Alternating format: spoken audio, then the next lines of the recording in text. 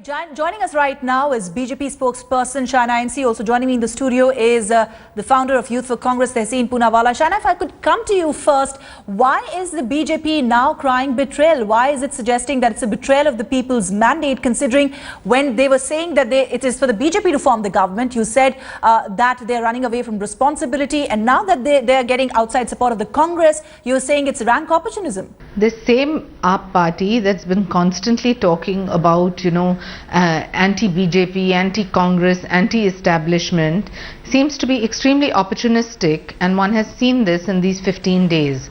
Let's first understand that we did not get a clear majority. We were the single largest party, but we did not fall into that trap of lust for power. We did not resort to any kind of horse trading, and we completely said that if there are developmental issues, some of the points which are common in our manifesto and the AAP parties, we will 100% support. For example, be it better schools in Delhi, making sure that we reduce the tariff of electricity. But nowhere have we said that we'd be able to reduce the tariff to 50%. Nowhere have we made tall claims that we want a separate police force for Delhi. Nowhere have we made these kind of tall, unachievable claims.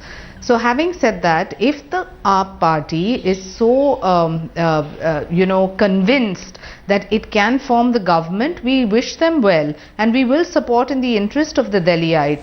But everyone who's seeing this whole game for the past 15 days clearly understands that there is a backroom kind of understanding between the Congress and the AAP party, because otherwise why would they have waited for these 15 days, constantly come up with various kind of agendas? One was sending us the 18-point manifesto, and likewise with the other political parties, then saying they run an SMS campaign with the public. I just want to say that politics and democracy is all about challenges, and if you accept those challenges, perform in a positive way rather than wasting the time of the Delhiite who does suffer with a certain kind of limbo as to not realize what is the status vis-a-vis governance.